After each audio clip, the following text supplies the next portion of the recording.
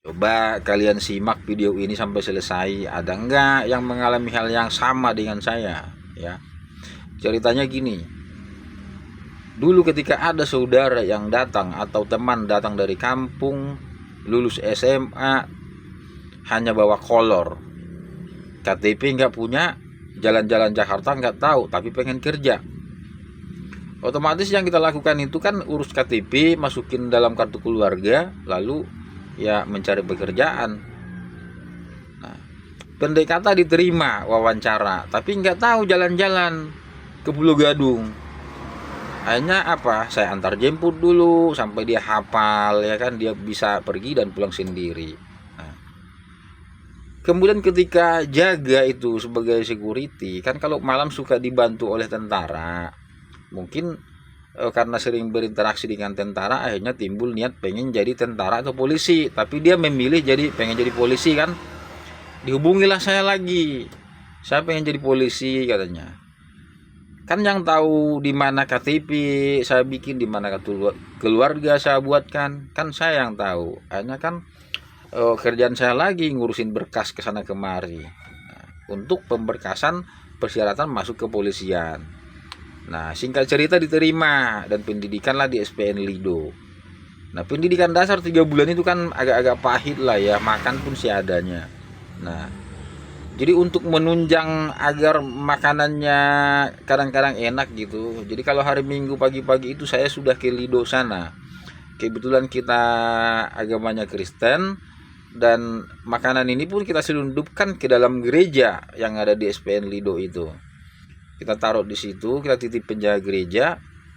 Nah, nanti sambil beribadah dia sambil makan, menikmati yang enak lah ya gitu kan.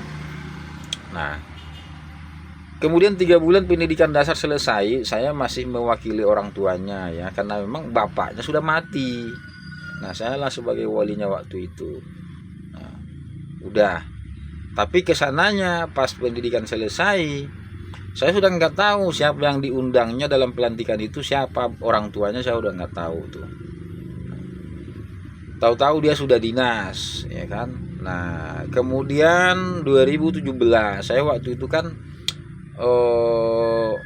pengepul togel ya, 2017 itu ya, 2017 2016 pokoknya mundur lah ke sana. Nah, saya didatangin, tolong jangan mengepul togel lagi ya, hargai saya sebagai polisi katanya. Nah, oke, saya bilang. Nah, tapi masih saya lanjut. Besoknya dia datang lagi berturut-turut tuh, dia marah lagi. Saya udah bilang jangan mengepul togel, hargai saya sebagai polisi katanya kan. Ya sudah, saya berhenti, saya bilang. Nah, kalau nanti kurang beras, nggak habis duit, ya udah telepon saya, nanti saya kasih beras. Nah, katanya kan gitu. Tahu-tahu pernah saya bilang begini, beras nggak ada, habis, saya bilang. Nah, diajaklah ke toko beras, dibeliin yang 5 kilo ya, karung kecil. Tapi bahasanya udah nyap-nyap, was wes was. Nah, gitu. Kemudian keluar, apalagi belakangan ini keluar label itu, predikat saya itu pengemis ya, peminta-minta gitu. Nah, kemudian yang menyakitkan lagi, kalau ada sedikit bicara ini itu, marahnya, apa utang saya sama lu katanya, bilang biar saya bayarin semua, berapa kamu hitung katanya. Ya sudah, saya mau bisa hitung apa, emang saya nggak punya uang kan, saya gembel. Nah, cuman yang nggak waras ini orang ya polisi tapi begitu otaknya katanya. Dia nggak sadar kalau KTP itu dasar dia ya, apalagi sekarang sudah berwira gitu kan. Nggak sadar kalau itu dasarnya dia bisa mencapai apa yang dia capai sekarang gitu, ya kan. Nah, yang sakit lagi gini, saya punya anak ya, kebetulan dari TK sampai SMA pun ya nggak pernah ya berprestasi gitu loh ya. Omongannya apa, saya mau lihat sampai kemana kamu bisa junjung anakmu itu. Anak lu pintar di sekolah, tapi kamu nggak punya duit, kamu miskin. Saya mau tahu sampai mana lu bisa jinjing anakmu itu katanya kan. Jadi bukannya kita ibaratnya oke lah, kita support gitu kan. Enggak, malah dibilangnya begitu. Sampai di mana? Lu kan nggak ada uangnya. Saya pengen lihat, saya mau tonton katanya kan gitu. Ya kan? Nah, pada teman-teman sakit nggak seperti itu? Ayo. Ya kan? Jadi dia nggak tahu kalau KTP itu bukan utangnya itu gitu loh.